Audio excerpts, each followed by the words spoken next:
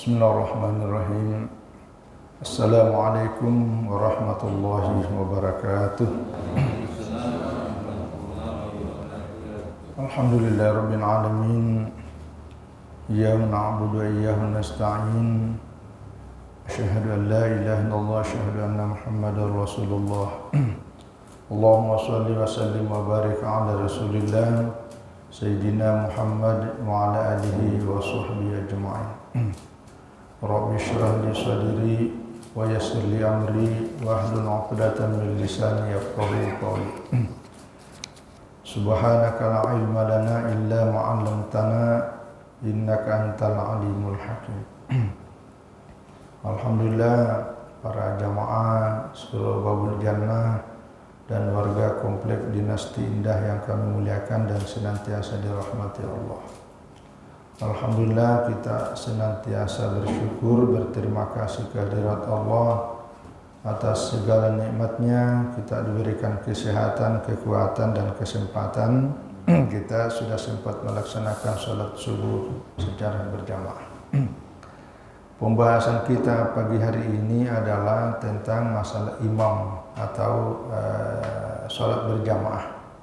Ya, karena kalau bicara sholat berjamaah pasti ada imam. Ya. Ada beberapa pembahasan, tapi diawali dari syurutu sihatil imamati awil jamaah. Jadi syarat sahnya keimaman atau syarat sahnya berjamaah. Yang pertama al-Islam. Jadi yang boleh dan sah menjadi imam ya mesti Islam. Nah, itu udah pasti. Karena ya kalau bukan Islam ngapain dia sholat? Jadi ini nak perlu diperpanjang. Satu. Terus yang kedua ini adalah al-aql, yaitu berakal. Jadi wala tasihus sholatu khalfa majnunin. Tidak sah sholat bagi orang yang ikut di belakang seorang majnun. Majnun itu artinya gila, ya gila, tidak normal. Ya, lianna sholatahu li nafsihi batilah. Karena salatnya dia sendiri saja sudah batil, apalagi orang yang mengikut sama dia. Nah, yang menjadi masalah kalau orang ini kadang-kadang gila, kadang-kadang kalau lagi obatnya lancar normal, tapi kalau pas lagi obatnya habis kambuh, sementara imam, nah ini menjadi masalah. Lalu bagaimana? Nah, fa in kana jununu munqati'an, kalau yang menjadi imam itu adalah seorang gila, tapi gilanya itu kadang-kadang kambuh-kambuhan sih. Nah, sahatis salatu warahu hila ifaqatihi, maka orang yang ikut di belakangnya itu ya menjadi makmum bagi orang yang imam seperti ini sah selama pada saat menjadi imam itu lagi normal-normalnya. Nanti kalau udah selesai imam baru kambuh, itu lain lagi hukumnya. Nah, cuma ini lakin yukrahu ya al-iqtida'u bihi. Cuma hukumnya makruh mengikuti orang yang kambuh-kambuhan. Itu makruh. Jadi sebaiknya kalau masih ada yang lain aja. Ya, takutnya pas lagi membaca surah Al-Fatihah muncul kambuhannya, itu nanti bukan sambungannya, kan parah. Apalagi sholat Jumat, itu ya. Jadi makruh hukumnya, tapi secara hukum dasarnya boleh. Itu. Karena itu tadi dikhawatirkan pas di tengah-tengah melaksanakan sholat lebih tali fi asnaiha, pas di tengah-tengahnya liwujud lijununi piha, tiba-tiba ya muncul, maka itu menjadi masalah. Nah, itu yang satu. Dua. Nah, yang ketiga adalah orang yang kambuh-kambuhan ini sama hukumnya dengan orang yang ini pemabuk. Nah, itu pemabuk. Ya, pas lagi pas lagi itu muncul. Nah, dia bukan orang gila, tapi orang yang suka apa itu? Peminum ya, peminum. Atau orang yang ada penyakit apa namanya itu ya? Kadang-kadang penyakit ayam. Jadi apa pokoknya ayam ya. Ya, ayam itu. Jadi kadang-kadang muncul jatuh sendiri. Kan biasa itu ada yang sampai berbusa-busa punya. Itu sebaiknya jangan. Makanya itu salah satu bahasa yang paling sederhana itu syarat menjadi imam itu sehat jasmani dan rohani. Itu bahasa yang paling pas. Karena itu tadi dikhawatirkan. Jadi orang yang menjadi imam betul-betul sehat jasmani dan rohani. Nah, kalau ada orang yang sedang mabuk, teler, itu sama hukumnya dengan orang yang gila, ya, sama dengan hukum yang gila. Kambuhan secara hukum dasar, tapi itu makruh. Nah, yang ketiga ini wal bulugu balik. Nah, ini biasa muncul pertanyaan. Kalau kita pas lagi tidak ada banyak orang dewasa kan, waduh, ini tinggal mana Faisal, mana Faisal. Ini penjelasannya. Jadi syarat yang ketiga itu al bulugu, ya balik, ya dalam bahasa Indonesia dewasa. Ya, fala tasihu imamatul mumayyizi indal jumhur lil balik. Nah, ini menurut jumhur ulama, mayoritas ulama tidak sah ya mengimami seorang mumayyiz sementara yang diimami itu orang-orang balik. Ya, jadi orang yang sudah dewasa diimami oleh orang yang belum dewasa tapi sudah tamyiz. Ya, kalau dihukumi dewasa itu apabila sudah misalnya bermimpi basah, mungkin umur berapa ya? 13 tahun ya. 13-14. Nah, ini kan umur 9 tahun, tapi kan udah tamyiz karena dia bisa bedakan uang yang warna biru dengan uang warna merah.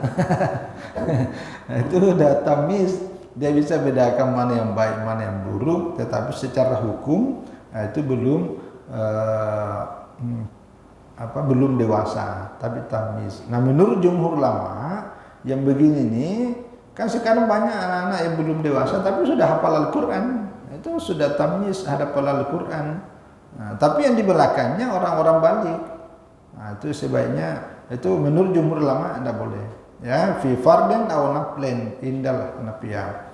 Kalau dalam mazhab Abu Hanifah tidak sah ya baik salat fardu ataupun salat sunat. Tapi kalau dalam mazhab Malik dan mazhab Ahmad bin Hambal itu tidak sah hanya fardu. Tapi kalau salat sunat sah. Jadi kalau salat tarawih boleh. Nah, itu dalam mazhab Imam Malik dan mazhab Ahmad ibnu Hambal. Jadi kalau salat tarawih kan biasa tuh kita anggap latihan, training. Tapi kalau salat fardu apalagi salat Jumat ya sebaiknya cari yang lain. Itu menurut jumhur ulama ya. Amma fin nafli kakusupin ya seperti kalau salat gerhana wa tarawih, salat tarawih fasihatu imamatu sah imamnya dimisli kalau yang diimami sama-sama. Jadi mereka sama-sama anak-anak tamyiz sama-sama belum balik itu boleh ya. Tapi kalau orang dewasa diimami jangan ya, artinya sama imamnya sama juga sama-sama salat sunnah ya. Wa daliluhum ma rawa al-asram ani bin Mas'ud wa Ali bin Abbas. Jadi dalil yang digunakan oleh jumhur ulama, mayoritas ulama adalah apa yang diriwayatkan oleh Al-Asram bersumber dari Ibnu Mas'ud dan Ibnu Abbas. Ya, la yaumul gulamu hatta yahtalima. Tidak boleh seorang gulam itu anak-anak ya, mengimami ya menjadi imam hatta yahtalima sampai dia sudah bermimpi basah. Artinya bermimpi basah itu kalau sudah dewasa barulah boleh menjadi imam. Ya, li'annal imam halun kamal, karena seorang imam itu adalah orang yang dianggap punya kemampuan lebih. Jadi halun kamal itu artinya punya kesempurnaan. Sementara wasabiyu laisa min ahli kamal. Sementara kalau anak-anak itu belum kesempurnaannya. Ya, terutama tadi itu akalnya belum sempurna. Tanggung jawabnya juga belum. Jadi itu ya. Jadi nah ini waqala Syafi'iyah ya. Tapi kalau dalam mazhab ulama Syafi'i yajuzu iktida'ul baligh bis-sabi al-mumayyiz. Ya, itu boleh, ya. Boleh mengikuti seorang balik diimami oleh anak-anak yang sudah tamyiz. Itu dalam mazhab Syafi'i. Ya, jadi berbeda tadi ya. Karena tamyiz itu sebenarnya kan dia sudah bisa bedakan mana yang baik, mana yang bagus, mana bacaan yang salah, mana bacaan yang tidak salah. Hanya secara umur saja dia belum sampai, ya. Tapi dia sudah bisa tamyiz. Itu dalam mazhab Syafi'i. Jadi kalau ada yang terjadi, apalagi dalam kondisi memang betul-betul tidak ada yang bisa imam di antara sekian yang ada, sementara yang ada ini yang sudah hafal Al-Quran. Kan sekarang kan banyak sekarang yang sudah hafal Al-Quran tapi dari sisi umur masih di bawah. Sementara yang dewasa ini bacanya kan belum karu-karuan. Nah, kalau itu kita ambil pendapat mazhab Syafi'i, ya, bahwa boleh, ya, ikut seorang balik dewasa kepada anak-anak yang sudah mumayyiz. Apa dasarnya? Nah, ini ruwiya an Amri bin Salamah. Jadi ada hadis yang bersumber dari Amr bin Salamah. Ini hadis diriwayatkan oleh Imam Bukhari, ya. Dia katakan, amamtu ala ahdi Rasulillah sallallahu alaihi wasallam wa ana gulamun, ya, ibnu sab'a sinin, ya. Jadi dulu ini kata Amr bin Salamah, dulu pada masa Rasulullah sallallahu alaihi wasallam saya pernah menjadi imam, ya, mau imami sholat berjamaah. Sementara saya baru berumur 7 tahun. Nah, ini dalilnya dipakai. Ini seorang sahabat yang mempraktikkan. Jadi apa yang dilakukan oleh sahabat itu menjadi dalil, ya, jadi dalil. Karena ucapan yang disandarkan kepada para sahabat atau perbuatan yang disandarkan kepada para sahabat, maka itu namanya hadis mauquf, ya. Jadi hadis itu ada 4 macam. Kalau dilihat dari segi disandarkan kemana. Pertama, kalau ada hadis yang disandarkan kepada Allah, itu namanya hadis kudusi, gitu, ya. Ini Rasulullah bersabda, tapi Rasul mengatakan kalau Allah Ta'ala, ya, maka itu artinya firman Allah tapi disabdakan oleh Nabi. Nah, itu namanya disandarkan kepada Allah, namanya hadis kudusi. Kalau ada ucapan atau perbuatan yang disandarkan langsung kepada Rasulullah Sallallahu Alaihi Wasallam, maka itu namanya hadis marfu'. Hanya yang paling banyak hadis marfu' namanya. Tapi kalau ada perbuatan atau ucapan yang disandarkan kepada para sahabat, bukan langsung kepada Nabi, tapi kepada sahabat, maka itu juga namanya hadis mauquf. Itu. Jadi jangan sampai kita bilang, ini kan bukan ucapan Nabi, ini kan bukan perbuatan Nabi, bukan hadis, bukan. Karena sahabat itu, apalagi kalau berbicara masalah ibadah, tidak mungkin ada sahabat yang berani berijtihad sendiri berkaitan dengan ibadah kalau semasa hidupnya tidak pernah mendengar dan melihat apa yang diperhatikan oleh Nabi. Jadi tidak ada sahabat yang berani ngarang-ngarang, apalagi rekayasa. Anda. Jadi sekali lagi, nah sama dengan ini kan ucapan sahabat namanya Amr bin Salamah bahwa saya pernah mengimami salat berjamaah pada masa Rasulullah sementara umur saya baru 7 tahun. Yang keempat ada namanya hadis makutu. Hadis makutu itu hadis yang ucapan atau perbuatan yang disandarkan kepada para tabi'in. Nah, ini muridnya sahabat tidak pernah ketemu dengan Rasulullah, lalu dia mengatakan sesuatu pernyataan, ucapannya itu masuk tabi'in. Kecuali, nah ini pengecualiannya. Kalau ucapan tabi'in dan sahabat ini berkaitan dengan persoalan dunia, nah itu lain lagi hukumnya. Karena itu bisa jadi adalah ijtihad pribadi. Nah, tapi kalau masalah hukum-hukum ibadah, nah itu oleh ulama hadis mengatakan bahwa itu adalah sesuatu yang bisa diterima menjadi hujjah. Nah, apalagi syaratnya kalau ada ucapan sahabat yang dalam ucapannya itu dia menyandarkan masa, bahwa pada masa Rasulullah itu udah pasti bukan mauquf dasar hadisnya, tapi status hukumnya adalah musnad. Musnad itu artinya sama dengan disandarkan langsung kepada Nabi. Nah, ini yang paling banyak ini. Banyak hukum yang kita jadikan dasar hari ini bukan langsung ucapan Nabi, bukan langsung perbuatan Nabi, tapi didasarkan pada perbuatan para sahabat.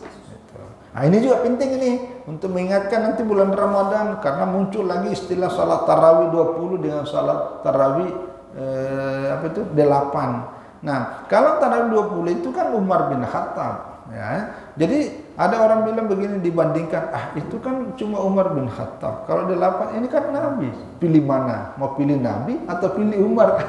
ini logika menyesatkan. Tidak ada kaidahnya begitu. Karena tidak mungkin ya Umar melakukan sesuatu yang pada saat itu Aisyah masih hidup.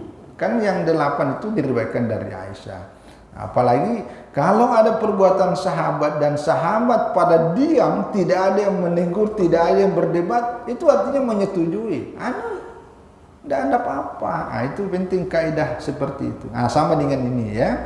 Nah, jadi ini hikmahnya ketika ada keragaman pandangan, bahwa ketika ada satu kondisi tertentu di mana yang normal tidak terpenuhi, kecuali ada satu jalan, maka kita pakai yang ini. Nah, jadi jalan artinya boleh, jangan sampai bubar, kita tidak sholat berjamaah hanya karena semuanya merasa tidak ada yang jadi imam.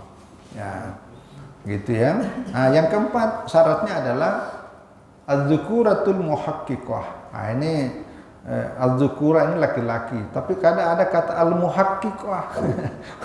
Muhaqqiqah itu artinya benar-benar laki-laki. Ya. Apa maksudnya ini? Karena ada orang laki-lakiannya diragukan. Orang bencong. Orang bencong itu kan tidak sempurna laki-lakiannya. Baik ucapannya, gerakannya. Wah, ini jangan jadikan imam yang begitu. Ya. Nah, walaupun dia KTP-nya laki-laki, tapi itu yang dimaksud az-dzukuratul muhaqqiqah. Jadi orang yang laki-laki secara hakikat, ya, bukan majaz. Ya. Idza kanat al-muqtadi bihi rajulan aw khunsa.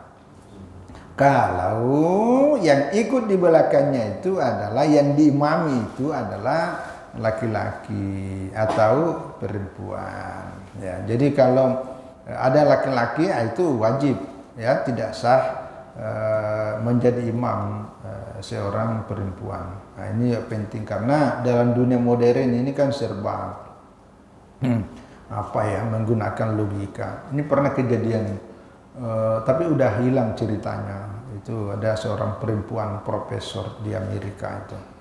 Ini Muslim, ya, mengimami sholat karena emansipasi. Jadi emansipasi dengan kesetaraan gender. Apa hubungannya kesetaraan masuk masalah ibadah? Kalau kesetaraan dalam hal kepemimpinan sosial, kepemimpinan lain, oke lah, karena itu bisa saja berbagai macam kemampuan. Tapi kalau persoalan ibadah ini ada ketentuan. Nah, ini penting karena ini kebablasan. Dan pengikutnya banyak juga, itu sampai baca khutbah. Itu sebenarnya nanti saya sampaikan jelas ini hadisnya, karena hadisnya ini ada cuma disalahpahami, keliru memahami hadisnya. Fala tasihu imamatul mar'ati wal khunsa lirijal. Jadi tidak sah keimamannya itu seorang perempuan atau khunsa, perempuan ini bagi laki-laki. Khunsa itu seseorang yang punya dua kelamin. Itu sebenarnya dalam hukum Islam. Ya, jadi khunsa ini ada kelamin laki-lakinya, ada kelamin perempuannya. Kemarin sudah difatwakan di Majelis Ulama bahwa kalau masih ada yang seperti ini maka harus diperiksa oleh dokter, ya, terutama dokter psikologi. Kira-kira mana lebih dominan, mana lebih dominan. Karena ini implikasinya banyak, termasuk implikasinya ketika tidak ada lagi laki-laki, dia mau menjadi imam. Nah, ini sebenarnya dia sebagai laki-laki atau perempuan. Nah, kalau perempuan mundur ke belakang, pakai mukena. Nah, itu yang implikasinya. Belum lagi masalah warisan. Kalau warisan, kalau dia laki-laki kan dapat 2. Kalau aneh, nah itu. Kalau mau jadi saksi, nah apanya ini karena khunsa. Maka itulah kemudian ada namanya operasi kelamin. Nah, ini dibolehkan operasi begini nih, operasi kelamin, ya. Itu dipastikan diambil salah satunya. Kalau misalnya dia punya kelamin 2, ternyata kelamin perempuannya tidak berfungsi dan dominan secara psikologis dan fisiknya itu dominan ke laki-lakiannya, maka dia lakukan operasi kelamin dan dia menjadi laki-laki. Begitu juga sebaliknya, itu dibolehkan, ya. Jadi sekali lagi perempuan tidak boleh menjadi imam bagi seorang laki-laki, la fi fardin wala fi naflin, tidak baik salat fardu ataupun salat sunnah. Tapi amma in kana al-muqtadi nisa'un fala tushtaratu az-zukura. Tapi kalau yang makmum di belakang, ya semuanya perempuan, itu tidak masalah karena boleh. Ya, jadi ibu-ibu kalau misalnya lagi berkumpul mau adakan pengajian, mau salat berjamaah, itu boleh imamnya seorang perempuan. Tapi tidak boleh ada laki-laki di luar mahramnya di situ.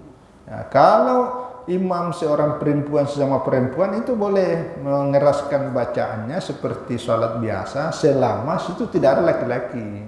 Itu dengan posisi imamnya juga agak berbeda dengan kita karena dia agak menyatu sedikit dengan berjamaah, cuma dia berada di tengah-tengah itu beda. Kalau kita kan seperti biasa, itu aja. Jadi sekali lagi imam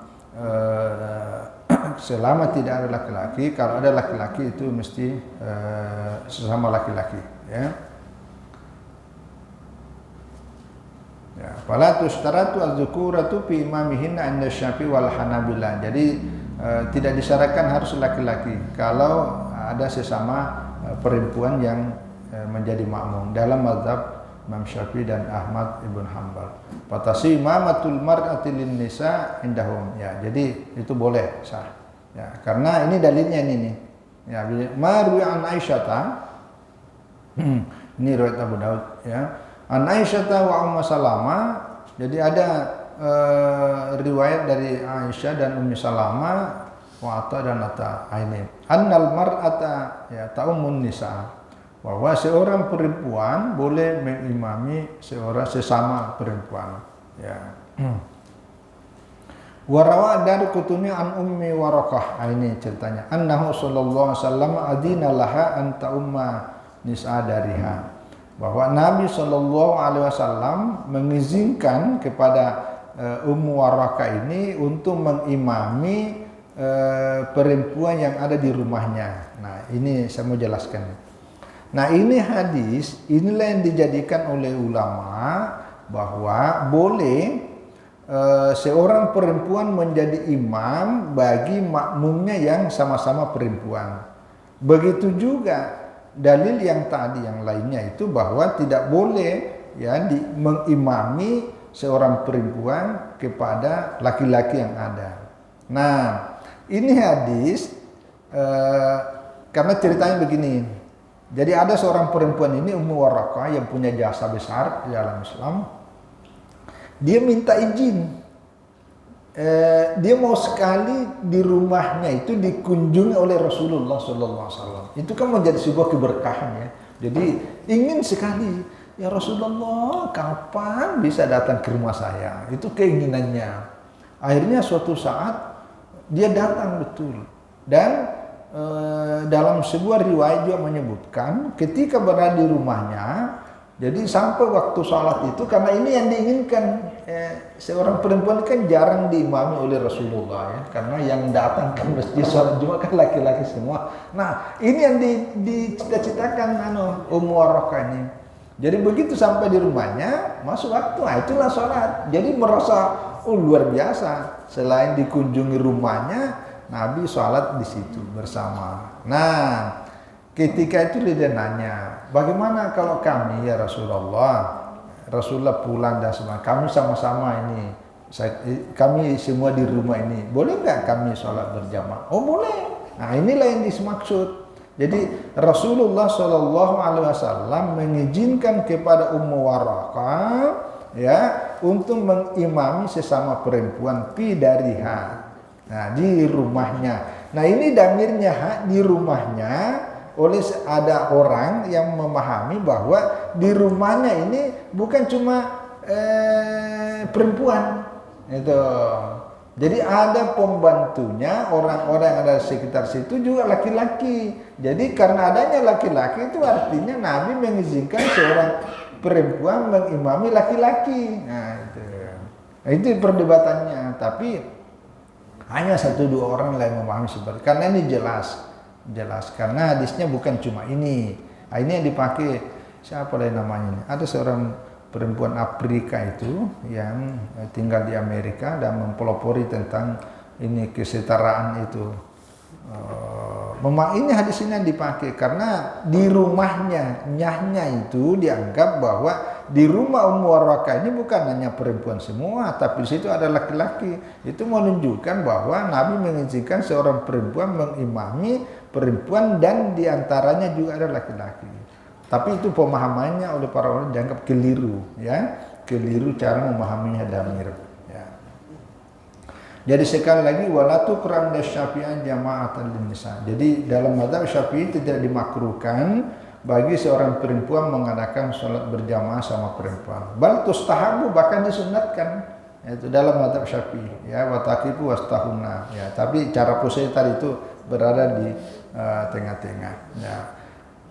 Tapi dalam riwayat Imam Ahmad ada 2 riwayat. Ada riwayat yang mengatakan mustahabun, ya disunatkan. Ada juga riwayat an-nadzalika ghair mustahab. Ya, ada juga riwayat mengatakan ya tidak mustahab. Ya, sangat tergantung kepada kondisi, ya, situasinya. Kalau lagi majelis taklim kan ada nilai kemanfaatan keilmuan dan silaturahminya, ya situ mustahab. Tapi kalau dalamnya ada fitnah, itu mungkin situlah tidak mustahabnya. Ya.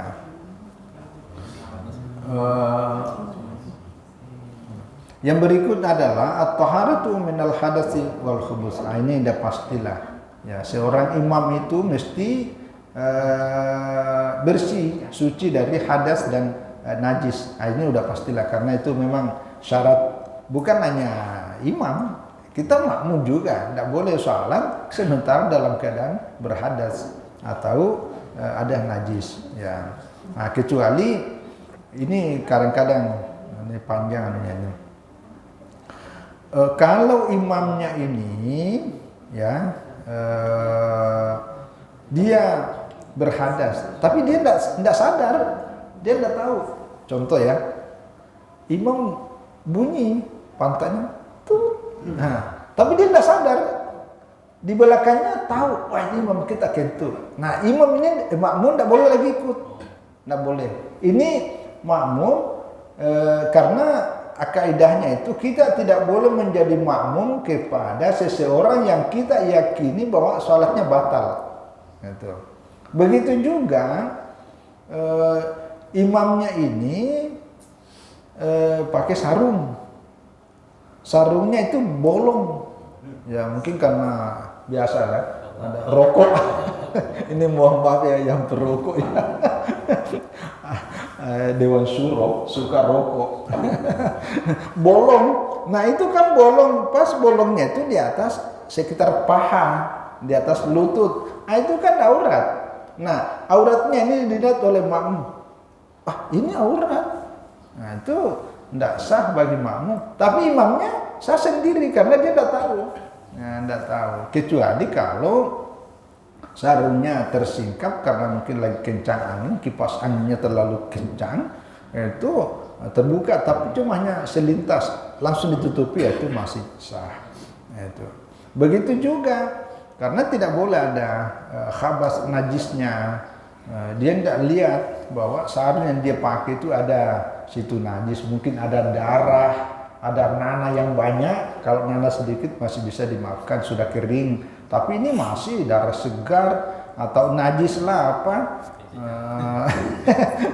Apalagi kalau mungkin ada anak kecil di rumahnya, dia sarungnya dia tidak sadar bahwa anaknya kencing berak di situ, dia pakai sholat karena buru-buru. Imamnya tidak tahu, tapi makmum tahu, itu tidak boleh. Bagi imamnya itu batal. Ya, tapi kalau udah lama, udah keluar dari sholatnya itu lain lagi. Itu karena dia tidak tahu. Nah, itu memang kaidahnya. Itu. Ya, jadi bagi orang yang tahu ya, kalau tidak tahu ya itulah hukumnya ketidaktahuan. Ya. Nah, yang berikut adalah ini. Nah, ini juga. Wa qala Syafi'i itu la yasihul iktida'u biman talzimu mam i'adatus sholati kamukimin tayammama li faqdil ma. Ini. Jadi tidak boleh, tidak sah mengimami, ikut. Maksudnya menjadi makmum kepada orang yang wajib mengulangi sholatnya. Ya, seperti seorang mukim yang bertayamum karena tidak ada air. Kan seorang mukim itu karena di kampungnya, dia tinggal di kampung, penduduk setempat, tapi karena lagi kemarau, lagi susah air, dia tayamum. Orang yang seperti itu tuh tidak boleh menjadi imam. Tidak boleh, karena dia bukan musafir. Dia bukan musafir, tidak sakit juga, hanya karena tidak ada air. Karena tidak ada air ini kan fluktuatif, kadang-kadang ada, kadang-kadang ada. Kan bisa pergi beli di pam, itu kan ada. Itu. Ini dalam mata Syafi'i tidak boleh. Ya, waman ala badanihi najasatun. Ya khafu ala muslim. Jadi orang yang di badannya, imam itu di badannya ada najis. Begitu juga orang muhdits salat li faqdit tuhurani. Orang yang salat karena ya tidak boleh tayamum, tidak ada air dan tidak ada juga debu. Nah, itu dia salat sendirian aja. Nah, berikut syarat sahnya imam ihsanul qiraati wal arkan. Nah, ini. Nomor 6 adalah bagus bacaannya imam. Ya, qiraat wal arkani dan rukun-rukunnya. Ayasunal imam qira'ata ma la tasihhu sholatu illa bihi. Yaitu bacaan imam itu bacaan yang bagus yang tidak sah salat kecuali dengan bacaan itu, terutama Fatihah. Itu. Jadi sebaiknya jadi bacaan-bacaan ini itu kita mendahulukan. Tapi nanti kita bicara tentang siapa yang paling berhak menjadi imam. Ya. Tapi ini adalah bacaan yang bagus. Ya, dalam pengertian bagus ini kita mengikuti kaidah tajwid, ya, kaidah makharijul huruf yang betul-betul bacanya fasih. Dalam bahasa kita bacanya fasih, ya. Yang kedua, ya menegakkan rukun-rukunnya, ya. Makanya dia tahu mana yang menjadi rukun, mana yang menjadi sunat, ya, menjadi hanya sekedar. Karena kalau sunat-sunatnya sih masih, tapi yang paling pokok ini rukunnya itu, ya termasuklah bacaan itu dalam pengertian sholat, Fatihahnya. Kalau bacaan surah itu bukan rukun, ya. Jadi kalau misalnya yang penting Fatihahnya karena itu rukun, ya Fatihahnya masih fasih. Tapi begitu baca surah-surah itu agak lain bacanya, itu tidak usah dipersoalkan ribut. Wah, tidak sah salat kita, sah, cuma tidak bagus. Pahalanya kurang, makruh namanya, makruh. Ya, fala yasiu tidak qari bi ummiyan indal jumhur. Ya, menurut mayoritas ulama tidak sah mengimami seorang ummi kepada qari. Ya, jadi kalau di belakangnya ini ada qari, maksudnya orang yang bagus bacanya, tahu hukum-hukum bacaan, sementara diimami oleh orang yang ummi, ya. Ummi itu adalah huwa man la yasun al-Fatihah aw ba'di. Orang yang tidak bagus bacaan Fatihahnya atau sebagian dari baca Fatihahnya, atau ada huruf-huruf bacanya, syah dibaca sah, to dibaca do. Pokoknya diganti-ganti. Apalagi baca alhamdulillah, itu bukan alhamdulillah tapi alkandu. Alhamdulillah, tapi ya mungkin kan ada di itu alkandu. Tapi kalau yang sunat, ya misalnya kan kalau itu idza zulzila, ya idza zulzila. Tapi karena lidah itu dibaca idza juljila, nah itu jadi zat menjadi ja. Nah itu parah juga itu. Tapi untungnya di surah Al-Fatihah tidak ada itu. Yang ada di surah-surah pendek. Maka orang begitu tidak usah baca surah. Bacanya surah yang paling gampang. Qul huwallahu ahad. Jangan baca juljila. Nah, karena ada makmum yang fanatik, nah itu langsung bubar. Ada fanatik makmum merasa, aduh, idza juljila, langsung bubar, mundur ke belakang. Padahal sebenarnya sih yang penting Fatihahnya, karena itu masuk rukun. Ya, jadi kalau ada qari menjadi makmum kepada ummi yang tadi ini tidak bagus baca Fatihahnya, itu tidak sah. Wa tajibu al-i'adatu 'alal qari al-mutam. Maka dia mesti mengimami karena sholatnya tergantung kepada imam. Jadi bukan hanya sholat berjamaahnya tidak sah, tapi sholatnya juga tidak sah karena diimami oleh yang dianggap tidak ini. Nah, kama la tasih sholatu khalfa akhras. Ya, wala bi akhdus. Ah ini juga tidak boleh menjadi imam orang bisu. Ah, udah pastilah. Nah, orang bisu tidak boleh jadi imam. Gitu ya. Nggak boleh. Sesama bisu sih ya, mungkin sesamanya. Tapi kalau yang di belakangnya orang fasik, imamnya siapa nih? Orang bisu, wah, jangan. Itu tidak boleh. Ya termasuk wala khalfa ajizan ruku'. Au sujudin, tidak boleh orang yang sehat ya diimami oleh orang yang ajiz an ruku'. Ajiz an ruku' itu artinya ruku'nya itu tidak sempurna karena tidak bisa bergerak, mungkin lagi sakit punggung sehingga tidak rata. Itu jangan jadi imam, ya, jangan jadi imam. Begitu juga tidak bisa sujud baik-baik karena ya namanya sakit. Apa yang sakit yang populer ini asam urat. Nah, itu kan penyakit populer itu. Asam urat kalau lagi kamu kan sujudnya tidak sempurna, macam-macam. Nah itu tidak boleh. Nah, tidak sempurna rukunya, tidak sujudnya, duduknya juga tidak bisa. Tidak istiqbal kiblat, arah kiblatnya pun juga tidak bisa lama-lama karena penyakit. Nah itu jadi itu jangan diimami orang seperti itu. Nah boleh itu lebih mislihi. Kalau sesama orang lemah, misalnya orang yang sudah berumur semua, sesama mereka itu ya sama-sama. Nah itu sih ya boleh. Tapi kalau ini tidak boleh. Ya. Makanya kalau dalam mazhab Malik yustaratu fil imami al-qudratu 'alal arkan. Jadi syaratnya menjadi imam dalam mazhab Malik itu betul-betul punya kemampuan untuk melaksanakan rukun-rukun secara sempurna. Fa'in ajaza an ruknin minha, ya kaulian kal Fatihah seperti Fatihah atau fi'liyan seperti ruku, sujud, al-qiyam lam yasih al-iqtida'. Tidak boleh diimami oleh orang seperti itu, tidak boleh jadi imam. Illa idza tasawa, kecuali kalau sama-sama tadi itu. Jadi itu. Yang ketujuh adalah kaunuhu ya gairu makmum. Tidak boleh diimami oleh orang makmum. Nah, ini hati-hati. Jadi kalau ada orang masbuk, kan biasa kejadian ini. Ada masbuk, dia menjadi imam situ. Dia datang pula di tipu anunya. Padahal dia sementara makmum. Itu jangan. Dia kan ini kan biasa kan ceritanya. Dia masbuk. Setelah itu dia menjadi makmum lagi kepada orang yang sesama masbuk. Nah, ada orang datang, dia ikut di belakangnya makmum itu. Dia mengimami kepada makmum, pada makmum ini dia diimami oleh imam yang di depannya. Itu tidak boleh. Itu. Jadi tidak boleh menjadi imam yang sedang dalam posisi makmum. Itu. Jadi imam itu adalah bukan makmum. Itu maksudnya.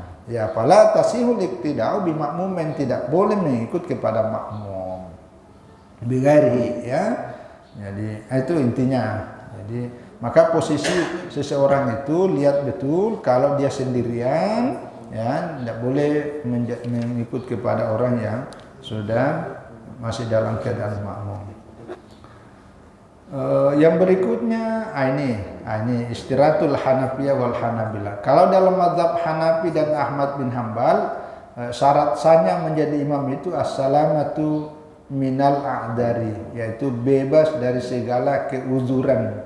Jadi semua hal-hal yang menjadi uzur di dalam salat itu harus bebas. Maka itulah tadi bahasanya paling pas itu, sehat jasmani dan rohani.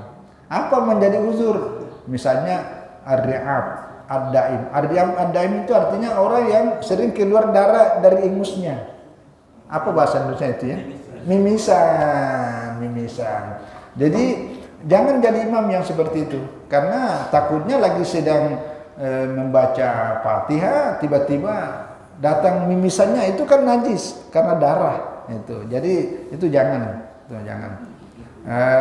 Wam pilatir rih. Ini pilatir ini orang yang sering kentut, sedikit tuk.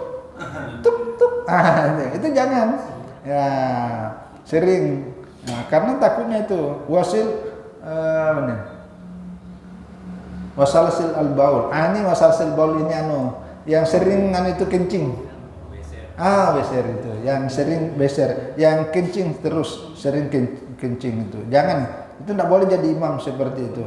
Ya wanahwiha. Pokoknya kalau ada penyakit-penyakit yang seperti itu, yang sering-sering itu menjadi penghalang untuk salat, baik untuk dirinya, apalagi menjadi makmum. Nah, jadi ini dalam mazhab ini tidak boleh, ya. Jadi itu intinya pokok sehat jasmani dan pala tasimatu maqam bihi udhurun min hadhihi al-a'dari illa al-ma'dzur bimislahu. Itu.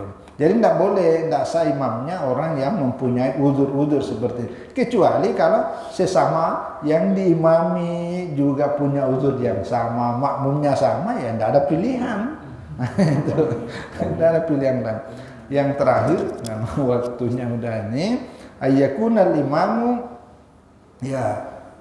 sahih al-lisan. Ini hampir sama tadi ini. Orang yang imam itu adalah orang yang punya lidah yang fasih.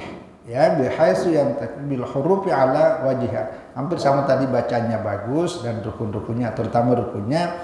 Kalau ini lebih ditekankan lagi bahwa bihaisu yang tiku bil huruf, betul-betul penyebutan hurufnya itu sesuai dengan kaidahnya. Ya. Fala tasihu imamatu al-alsak wa huwa mayubaddilu ar-ra'a wainan. Tidak boleh, tidak sah menjadi imam seorang yang lidahnya itu mengganti-ganti huruf. Ya sama tadi itu idza zulzilatil ardu zilzalaha, dibaca idza zulzilatul ardu jiljalaha.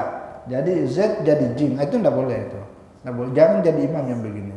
Jadi apalagi tadi al-kandu, kan itu al-fatihah ya. Al-kandu. Azal zarian. Jadi zal diganti menjadi za. Nah itu. Li'adil musawat, karena tidak sama. Illa idza kana muqtadin salafil haliyah. Kecuali kalau sesama yang itu.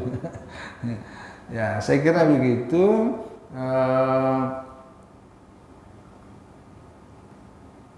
Ya ini termasuk nih orang yang pokoknya itu tadi kehati-hatian itu adalah mencari orang yang betul-betul kaidah makhraj hurufnya, ilmu tajwidnya dan makhrajnya yang paling pas. Tapi kalau tidak ada yang paling pas kan susah juga.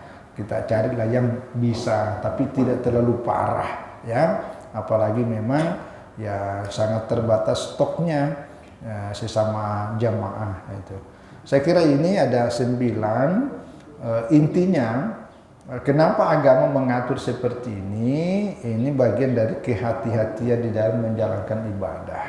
Ya, nanti berikutnya nanti ada al-haq, ya al-haq bil imamah, orang-orang yang lebih pantas nanti seharusnya. Ini pembahasan ini juga menjadi bahan untuk kita semua, untuk siapa tahu, karena kita ini kan berinteraksi, selalu berjalan di mana-mana.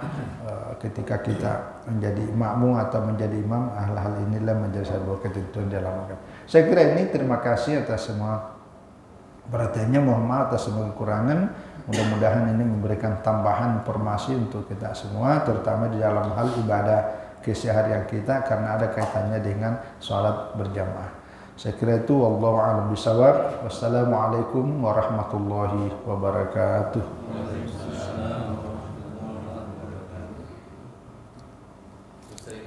sholat